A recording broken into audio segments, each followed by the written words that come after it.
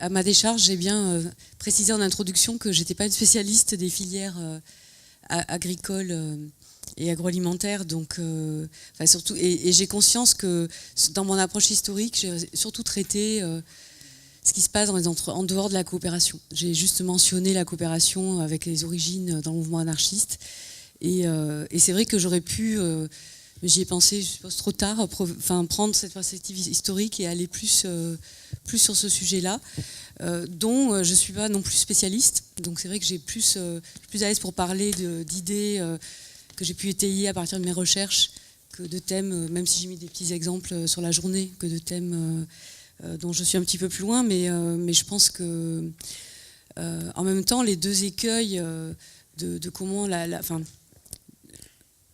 et qui soutiennent un peu cette thèse, c'est pas de moi, hein, c'est dans la littérature, la thèse de la dégénérescence des coopératives. Enfin, on voit que si on part, on pourrait dire qu'il y a l'écueil de trop de marché ou trop de règles finalement, qui fait qu'on perd le lien à l'engagement volontaire initial de la personne, parce que dans l'histoire, au départ, il y a cet engagement-là à cette échelle qui le permet. Et là, je rejoins tout à fait ce que vous disiez sur l'importance de la rencontre.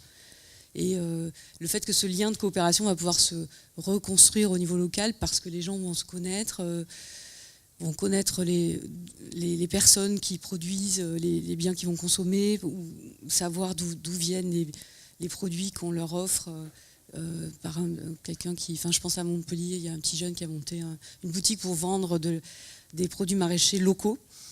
Bon, il est tout seul, il a zéro aide, il n'arrive pas à se payer de salaire.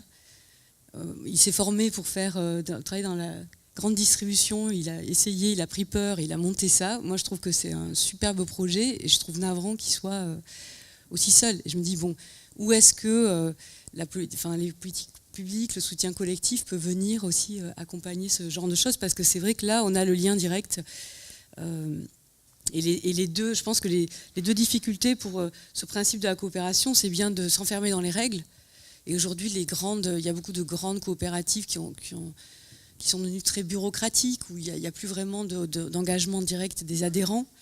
Et en même temps, oui, ça se cumule finalement avec l'arrivée des pressions du marché qui font qu'elles vont se réorganiser, essayer de s'ajuster aux nouveaux critères de concurrence et souvent faire des choix qui mettent en tension leurs principes de coopératifs initiaux. Donc là, je pense même aux grandes banques coopératives. Et je peux moins parler des grands mouvements coopératifs agricoles dans leur spécificité. Donc,